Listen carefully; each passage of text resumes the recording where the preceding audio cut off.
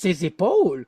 Tu sais, comme qui a besoin, en fin de compte, de prendre soin du parent. Ça peut être le parent qui a n'importe quel trouble de santé mentale, là, qui soit bipolaire, etc.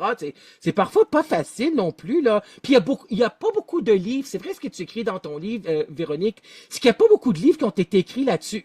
Moi, j'en connais presque pas, là. Mhm. J'en connais presque pas. Il y en avait un que c'était Vivre avec un stressé dans le temps, là. Ça, c'est pour les couples, là. Mais tu sais, il y en a pas beaucoup de livres. Puis ça peut aider énormément, ce livre-là. Ça peut outiller énormément. Merci infiniment d'avoir écrit ce livre-là. C'est génial. Félicitations. Oh. Puis bravo au Dauphin Blanc de l'avoir publié. Vraiment, là. C'est quelque chose. On va parler des préjugés. Donc, les préjugés concernant la santé mentale.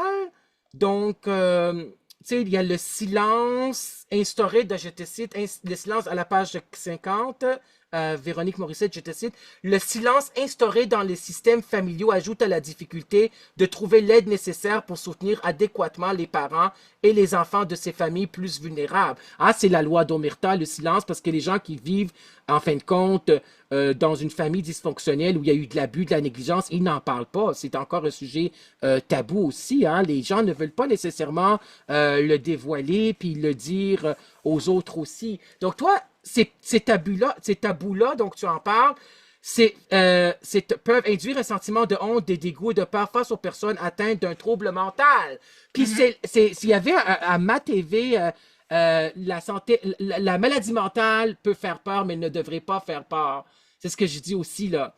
Donc, mais toi, ces préjugés-là, comment tu vois ça? C'est difficile de défaire un préjugé, hein? Comment Ben, tu... Ouais, c'est, c'est en ça. fait, c'est difficile de défaire un préjugé.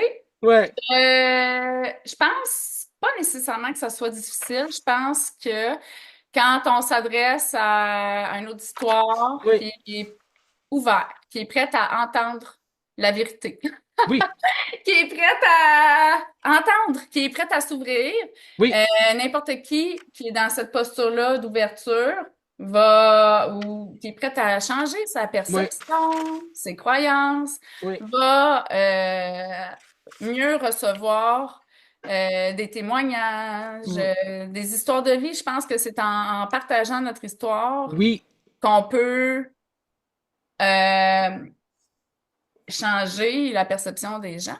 oui, c'est ça, c'est exactement ça. Puis c'est Puis, pour cela que je voulais donner la parole aux individus qui ont vécu ces histoires, ce genre d'histoire de vie-là, ou même d'histoire de mhm. vie heureuse, là, en fin de compte, là. Puis d'avoir à peu près 90 invités. Il y en a qui vont revenir 2 fois, là. Mais c'est 100 épisodes quand même, là. En tout, tu sais, au début, je voulais faire 50, ensuite 75. Là, je me suis dit, je me rends à 100. Puis ça va être les derniers 35 invités pour 2025 sur Zoom. C'est beaucoup de travail là aujourd'hui. Enregistrer le 48e épisode. C'est génial d'avoir vu tous ces invités-là. Donc, tu parles à la page 100 aussi de les signes que vous êtes dans une relation toxique, parce que c'est parfois difficile de le repérer, de le savoir, qu'on est dans une relation toxique. En fin de compte, tu devrais écrire un autre livre sur les relations toxiques. Ah! Écoute, je pense que c'est un de mes sujets. J'espère que j'ai tellement guéri Oui, que je continue tu sais, je veux dire que je continue de guérir. Pas ouais, nécessairement que je continue de guérir, mais tu sais, c'est tellement facile maintenant de ouais, l'identifier. Quand on l'a traversé, qu'on a pris soin de soi, qu'on a découvert nos patterns ou nos points, les points où est-ce qu'on a vécu des traumas, puis qu'on en a pris soin, ouais, puis qu'on est prête à se rétablir, puis qu'on est prête à dire oui à ouais, soi, oui à plus d'amour de soi. ouais, Mais là, on peut arrêter exactement. de revivre ces Ouais, patterns-là, tu ben sais. exactement. Puis tu en parles dans la page 101, stratégie pour vous libérer d'une relation toxique, là. Ah, Oui. c'est vrai, c'est génial. Connectez-vous à votre intuition, à la sagesse en vous, à la petite voix intérieure qui nous guide et qui nous trompe pas. Identifiez vos propres limites et respectez-les. Identifiez les jeux de pouvoir. Rappelez-vous le triangle de Cartman. Identifiez et reconnaissez les signaux internes, externes, etc., etc. Donc, vraiment, merci d'avoir écrit ça aussi pour les relations toxiques, ça peut aider énormément les gens. On s'en va pour le deuil. à la page 114, 115, 116, etc. Donc, un deuil, tu en donnes une définition du deuil à la page 114 de Mélanie Thibault, qui est psychologue, et de son équipe au département de l'université département de psychologie de l'université de Sherbrooke. Donc, elle dit que c'est un processus adaptatif que l'on doit traverser pour apaiser la douleur éprouvée à la suite d'un décès, etc. Là, c'est un processus de détachement. Je dirais pas tout le paragraphe. J'inviterai les gens à le lire, ce livre-là, à la page 114. Et un deuil, je le disais à mes étudiants quand j'enseignais psychologie du développement pendant plus que 20 ans. C'est un deuil, c'est un processus, oui, c'est un processus de renoncement en fin de compte, comme ce qu'il dit, détachement. Ça veut dire que on tombe dans quand il y a une perte significative, on tombe dans un processus de ce deuil-là qui comporte plusieurs étapes. On ne passe pas nécessairement par les 6 étapes, etc. Là, il y a plusieurs auteurs, Constance Lamarche, Parks, Jean Montbourquette, Elizabeth Kubler-Ross, qui est une psychiatre américaine qui a écrit sur les 6 étapes, parce que deuil et choc parfois sont mis ensemble, hein. Donc il y en a qui disent que c'est 5. Je pense que son livre parle de 5, mais les autres auteurs en ont dit qu'elle a parlé de 6 là. Mais en tout cas, moi j'ai enseigné les 6: choc, déni, colère, marchandage, tristesse, acceptation. Donc toi tu en parles aussi de ces étapes-là. Tu parles du choc à la page 115. Refus, déni, colère, marchandage, tristesse et désespoir, acceptation et détachement. Donc, tu t'es basé sur la théorie d'Elizabeth Kubler-Ross, j'imagine. Oui. C'est ça. Et je Oui, souhaite mentionner que c'est un concept qui est à revoir. oui. Qui Ben, c'est ça. c'est un concept qui est à revoir parce qu'on le sait, le deuil, c'est pas linéaire. Ben, c'est Puis ça. même si c'est pas juste parce que c'est pas linéaire qu'il y a pas d'étapes, en fait, c'est que ça a rien à voir les étapes, c'est mon opinion. Ouais. Mais j'ai l'impression que tu la partages également.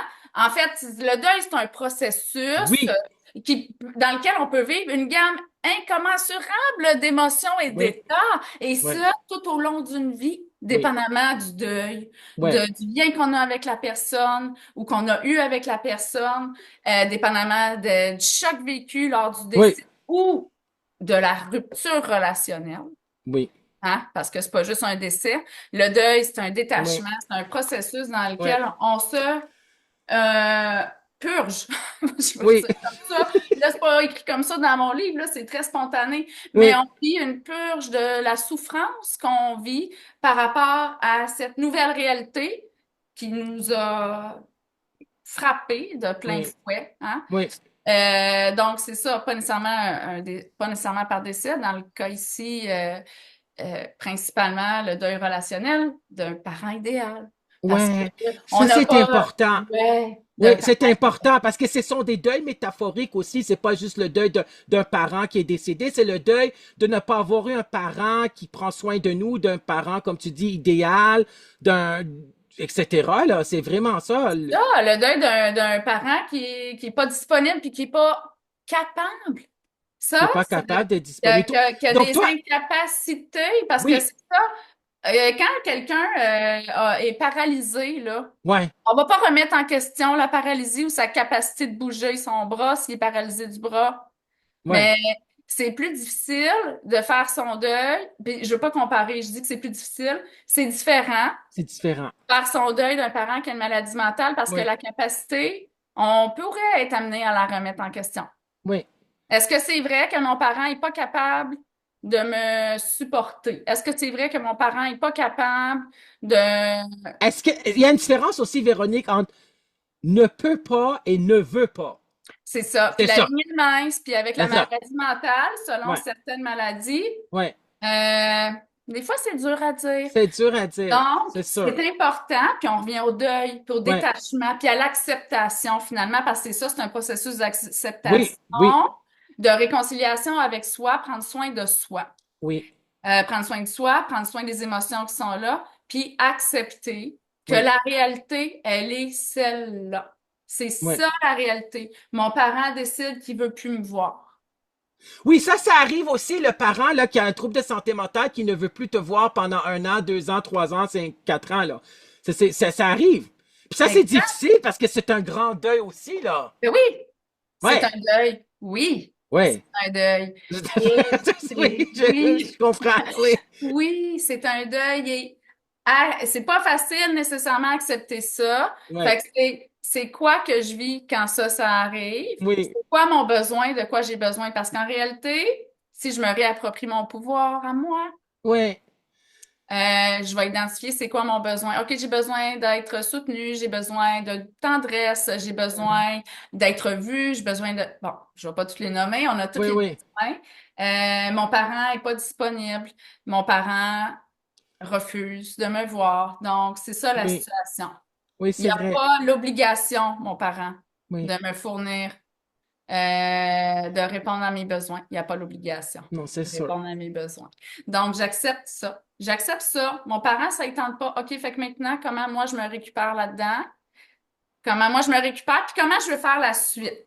Oui, mais on se sent rejeté aussi quand nos parents refusent de nous voir puis ne veulent pas nous voir. C'est difficile aussi, là. Je veux dire, les gens qui ont vécu ça, là, je parle aux auditeurs puis aux auditrices, c'est pas, tu sais, c'est vraiment difficile à vivre. C'est un grand deuil, il y a de la tristesse, il y a beaucoup de colère qu'il peut avoir envers son parent. Puis toi, tu as fait, j'imagine, beaucoup de deuil à travers tout ça, mais est-ce que tu avais fait l'acceptation de la dernière étape, comme on dit, de ces deuils-là? Ça a Et pris du temps, j'imagine, là? ça a pris jusqu'à 2022. Ok, ouais, je comprends. Je comprends. Oui.